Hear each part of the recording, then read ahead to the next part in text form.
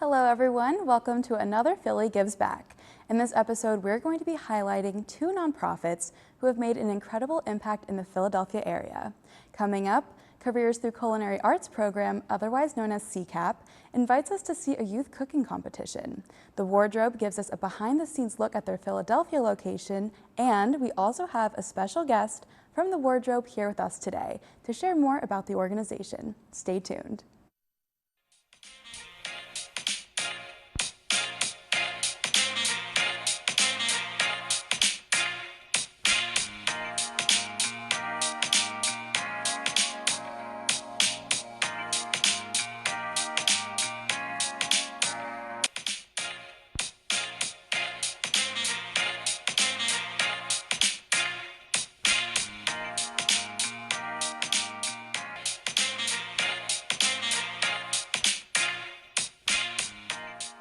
Welcome to Philly Gives Back. I'm your host, Hannah Belkowski, and today we will be highlighting two nonprofits that are supporting the Philadelphia community.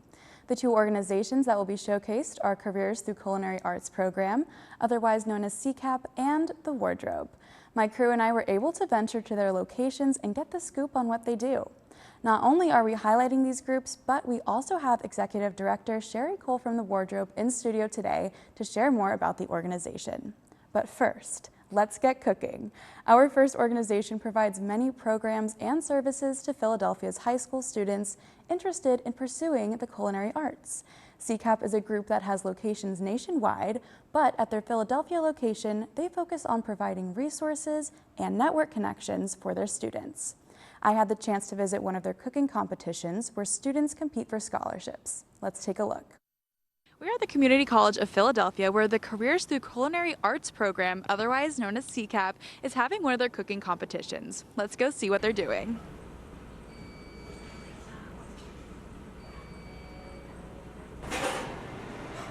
So CCAP is a workforce development nonprofit, and we work with high school culinary students to help them get jobs and scholarships in the industry.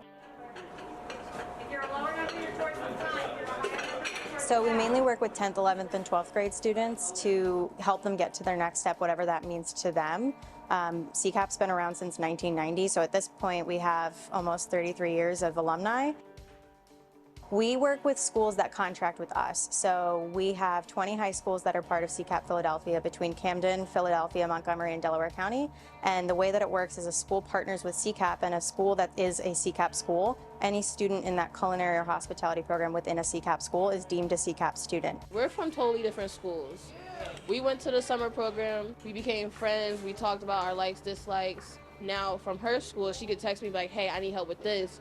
What does your teacher teach you? And I will help her, and if I need something, I can do the same for her. If you are a CCAP student, any of our programming is available to you, and it's available to you as a CCAP student for free. So it's very student-centric. That's something that's super important to us, is that everything we do, you see our kids. I'm a 12th grader in high school, and I was top chef 10th and 11th grade of my grade, and now I'm the head chef of my kitchen. For me, I'm in 11th grade, started in 10th grade. I joined because I was like, this sounds fun, this sounds nice. I'm into culinary. I want to have a better future. I don't want to struggle for my future. And they were like, my open door. Like when you join culinary, it has so much open doors for you that you don't realize, like, you still are connected in this world. You saw the scholarship competition today, and that's one of the largest programs. It's kind of what puts CCAP on the map. That allows students to win and earn money to go off to college if that's a pathway that they choose for themselves, but we also do job readiness and workforce development. And here in Philadelphia, that's the biggest program that we run. It's like a lot of people be like, hey, I want to come to culinary, and it's like, it's not just we cook all day. Like, we don't cook all day. We have to learn how to make parlors, learn how to be business people. CCAP offers many different services and programs to their students. We do have our annual benefit coming up where we partner 3 female chefs with 3 of our high schools. So they're going to be making a 3-course dinner, and then all of the hors d'oeuvres during cocktail hour are made by 6 of our high schools. We always do ask for volunteers that come to our job training programs over the summer if anybody's ever interested in doing resume writing with students or doing mock interviews with students, because those are the skills that help our kids go out and get jobs.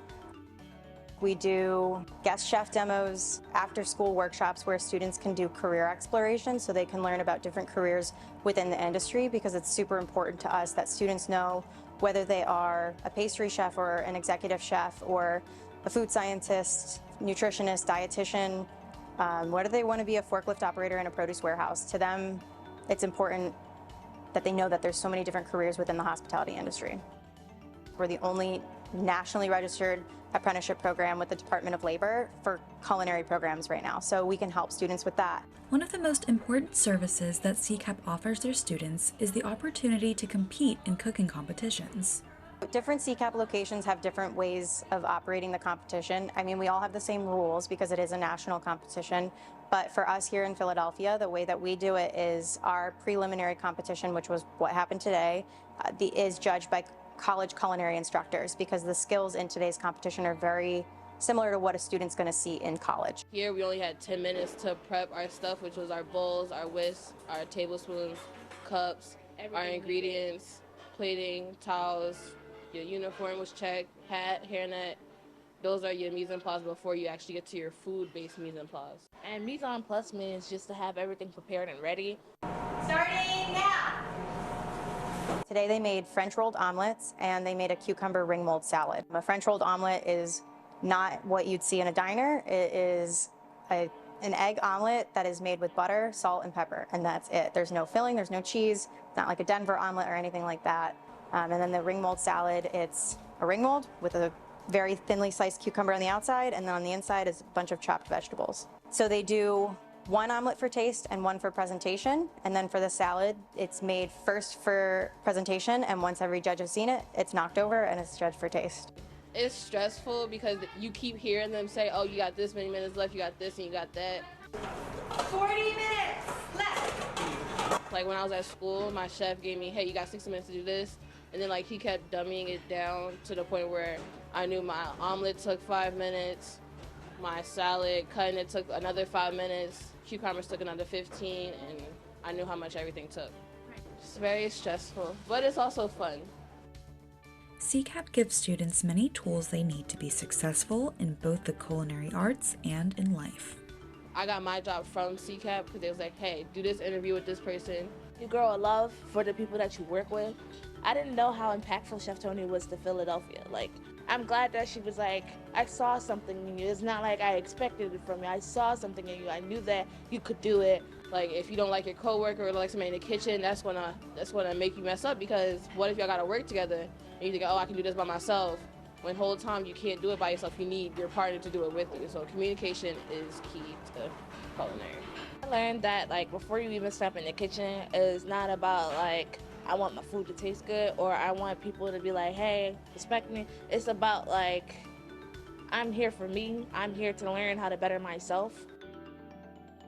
You know, you'll hear alumni come back and they'll be like, without this program, I wouldn't have gone to college, or without this program, I wouldn't have had this job. And maybe they would have. Maybe they would still have gotten there, but this definitely gave them the tools to get there a little bit quicker, a little bit faster. I think we can all argue that, you know, maybe we don't need to learn the Pythagorean theorem in high school, but you could learn a little bit more about interviews and resumes, and that's what's going to help you a little bit more. Even after you graduate from CCAP, they provide you so many opportunities as alumni. The CCAP Marketplace is a marketplace that we've launched about 1.5 years ago. That's alumni of CCAP who have their own products that you can buy through CCAP's website. So ccapinc.org is the website that you can go to, and alumni who created their own product, whether it's spices, mixes, sauces, seasonings, anything like that, you can go on and purchase it, and proceeds go back to the alumni who created them. So it's just giving the alumni that we have over the past 33 years, like I said, a platform to sell the product to the people who support us. Really, alumni just check in with us and let us know what they're up to so we can help get them to their next step. We don't determine what students and alumni want to do. They let us know and we help connect them. If somebody would ask you what CCAP is, I would just say it's basically just another family. If you're gonna join CCAP, don't join because somebody else is joining. Don't join because somebody's telling you to join. Join because you want to better your life and you want to better other people's lives. My favorite part of the students, you know, sometimes I wonder like, oh, are they going to be as amazing as last year? And they really are. So it's just teaching me new things every day. They know your name and they know who you are. They know what you represent. Professional chef or not professional chef, they got my back. We had such a great time getting to know the students and staff of CCAP and seeing their cooking competition. It was really awesome. And if you want to donate, you can check out their website at ccapinc.org to donate and give back to them. Having youth culinary arts programs allows students to gain opportunities for better futures. CCAP is such a wonderful organization to support, and you can find out more information on their website at ccapinc.org. Our second organization makes clothing available to those who need it, but also sells affordable secondhand clothes to the public. My team and I visited their Philadelphia location to check out the donation sorting process, what the store has to offer, and hear from some of the wonderful staff members. Check it out. Hello everyone, this is Philly Gives Back, and today we are located outside of the Wardrobe, located in Philadelphia. Today we are going inside to give you an exclusive sneak peek at the store and what's inside.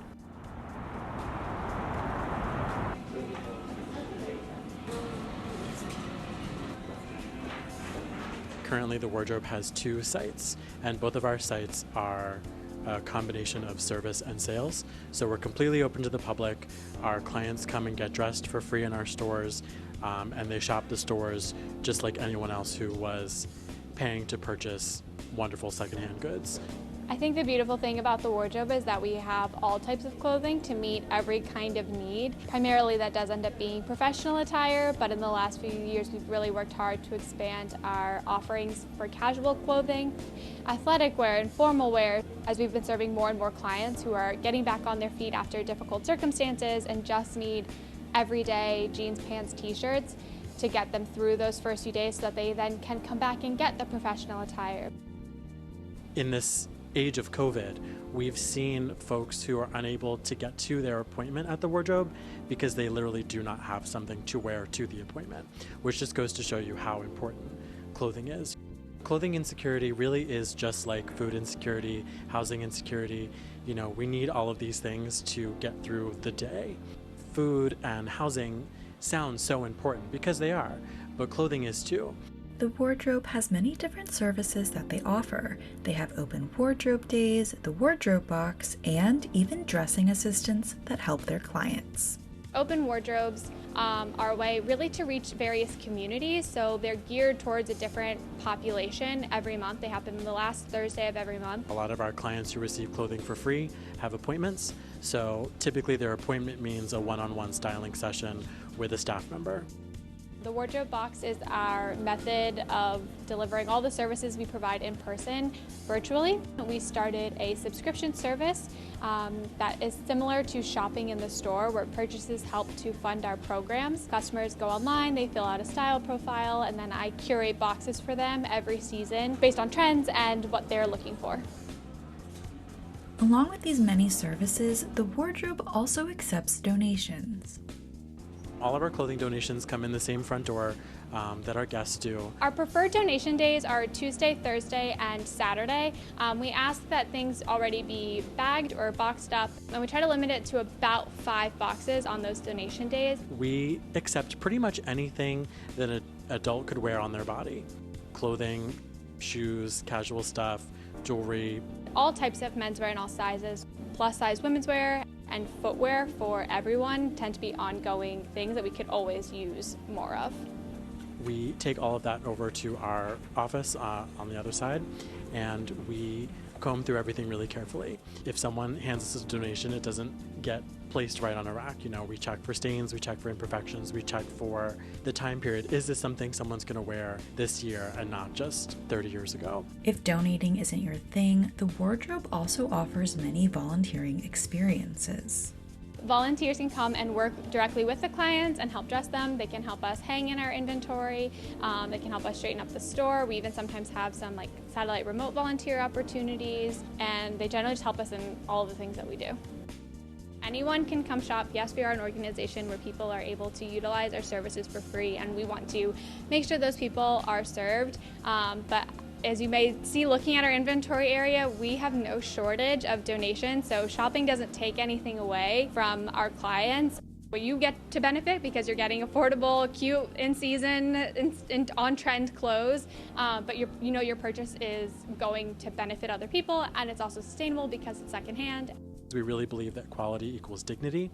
One of our mottos is everything and everyone deserves a second chance. When we as individuals who have access to clothing are done wearing something, you know, that clothing has an extended life that maybe someone else will love. The wardrobe is the perfect place where I get to work with clothes, I get to style people, but we have clothing for everyone, and it's also sustainable, so you can feel a lot better about what we're putting out into the world. There's so many clothes in this world and so many people who can fall in love with them. We had a great time checking out the wardrobe today. If you have any questions or would like to learn more, you can check out their website at careerwardrobe.org. Now, back to the studio. The wardrobe has so much to offer, so much so that we invited Executive Director Sherry Cole to the studio to share more about the wardrobe. Sherry, thank you so much for coming in today. Thanks, Hannah. It's great to be here, and the store looks so great in your video. It's just, that was all you. It was all you. Not all me, all the people all who make the staff. magic happen. Yeah. Right. And that's so special about the wardrobe. Yeah. So can you tell us a little bit about what it is, just to begin? Sure. Yeah, the wardrobe started, 28 years ago now, I think, 1995, as a program that was providing professional clothing to women to move from welfare to work. That was like our founding mission. It was started by a group of volunteers. They had actually seen an interview on the Oprah Winfrey Show at the time in the 90s about a similar organization in Chicago, and thought, what a great idea to like take all those business suits they weren't wearing and pass them on to somebody else who could use them. And so they started the original wardrobe, which was called the Working Wardrobe at the time, and they hired me as the first executive director. I was the second full-time staff member in 2000, and I've been there ever since. And we've sort of taken their initial mission as a springboard into everything we do today. And today we talk about eliminating clothing insecurity. There are three basic needs that Maslow talks about in his hierarchy of needs, which is food, clothing, and shelter. And if you think about it, we have government programs and a lot of nonprofits that are dedicated to food insecurity, housing insecurity, but we really don't have anything that's focused on clothing as a basic need. And so that's what the wardrobe is trying to do. Right, and can you talk about how the wardrobe also helps with sustainability? Right, in terms of absolutely. secondhand clothes. Yeah, exactly. Well, from the founding, it was 100% donated clothes. So individual people in the community were cleaning out their closet, taking things to places like Goodwill, Salvation Army, their local church thrift store, which are all great places. But for people who had professional attire, they didn't want them to just get lost in everything that you see when you go into a Goodwill or a Salvation Army. So they started donating to us for that very specific need. And then as our mission has grown past that, we now accept clothing for all gender identities. We do a lot with the trans and non-binary community. And if you think about your clothing is really the signifier of how you want people to perceive you. Yeah, and your gender identity is a big piece of that. And also all sizes, all styles. We will give somebody who's experiencing street homelessness sweatpants and t-shirts that they can wear at the store right now, or somebody who's going on a job interview, a full suit. So it just depends on what the person's individual need is. To do that, we need everybody watching to clean out your closets and find those things that are still in good quality, still in style, to pass on to us. So we process well over $2 million worth of donated clothing a year. Wow. We work with a B corporation called HelpSee to recycle anything that we can't use. So we go through and sort of cherry pick the best things for our stores and for our client services. And then we give to HelpSee anything else. And last year that was over 100,000 pounds of textiles that they were able then to recycle and reuse. That's amazing. A lot. That yeah. is a lot. Wow. We have a saying at the wardrobe that everyone and everything deserves a second chance. Yeah. So the clothing that you're donating to us is given to somebody to help them move forward in their lives and realize their dreams. And that clothes also get a second chance out of your wardrobe into theirs. Exactly. I love that motto. Yeah. And so the public can shop, but Right. as you were talking about, clients and people fighting clothing insecurity can receive clothes for free. What is that referral process like, and how do you know if you qualify? Right. It is very open. So one of the big changes we made in 2000 during the pandemic was to look around and see how many people, I think we as a society realized, how many people needed access to traditional social services that had never tried to get them before or had never thought they needed unemployment, for instance, right? And how difficult that system can be to connect to. So we try and be as barrier-free as possible. So there are basically like two avenues to the wardrobe. The first avenue is the traditional avenue. We have 150 community partners throughout the region. If you are a participant in one of their programs, let's say you're getting help from Broad Street Ministry, or you're getting help from, well, you're in school at LaSalle and you're doing career planning and placement, they can refer you to us as well. So it's like you're in a workforce development program, they can, tell you about us, make an appointment for you, or tell you how to make an appointment, and you can come down through that partnership. The other thing is what we call our open access program. And that's for anybody who may not be connected to a social service agency or a government institution or benefit program. You can self-refer, go to our website, which I see on the screen right now, click on the make an appointment and make your own appointments. Pretty much no questions asked. I mean, I think if you're holding up your hand for help and access to free clothing, you need help and access to free clothing. And if we can give you 6 pieces that help alleviate that from your family budget, maybe you're going to be able to buy more food for your family. You're going to be able to buy a birthday present for your kids that you hadn't been able to before. Yeah, that's so amazing. And you also offer the open wardrobe days. And we talked about that in the package a little bit, but can you share with us what kind of communities you've helped through that? Yeah, well, we try and pinpoint in the open wardrobe days exactly those communities who maybe don't think of themselves as being helped by the wardrobe, or think of us still as career wardrobe and think, oh, well, I can't go there because they're just giving professional clothing, even though that's not true anymore. I'm trying to change the mindset. So again, the LGBTQ plus community is a large recipient of our open wardrobe days. Reentry and recovery folks. So our returning wardrobe program is making sure that folks who are formerly justice involved have access to clothing they need, and then college students and youth defined very broadly, which goes from like, can you fit in adult clothing all the way up to, college before you start your career. Right. And just because the wardrobe has so much to give, you guys also have a Trendsetter Club. Right. What is that? So Trendsetter Club is our monthly giving program. So in addition to you cleaning out your closets, we hope you'll also contribute financially. That's what makes us be able to provide all of these services for free to anybody who needs clothing. So you go onto our website, wardrobepa.org or careerwardrobe.org. They go to the same place. Click on donate. And when you put in your donation, make it a monthly gift. And then once you're a monthly donor, we have bi-monthly events like sip and shop events where we invite you to come in, get a shopping discount, learn more about the organization. So fun. So there's lots of fun little events as well. We try and make it fun. I mean, we have a huge impact. Clothing is really important, but there's also a fun side to fashion. And so we like to lean into that a little bit. Yeah, and I wanted to talk about that a little bit. So the clothes that you provide, they're trendy. How do you? Oh, they are. Yeah, so can you tell us a little bit about the dressing assistants and how their qualifications are to make these trendy clothes? Right, yeah. Well, we are very picky based on all the donations that come in. My staff, my program staff, our program staff are like, they know what people want and what's on style and what's on trend. That is not my job. But at the same time, you can have, 50 pieces of things that are going, like sitting there on the floor that no one's ever going to take. So yeah, we try very hard to match styles to individual personalities. When you're shopping at the wardrobe, either as a paying customer or a participant who's getting things for free, you are shopping. You have access to choice. No one is telling you this is what you should wear, but like when I work with a participant, I always start with, what's your favorite color? Is there something that you love in your closet that makes you feel confident?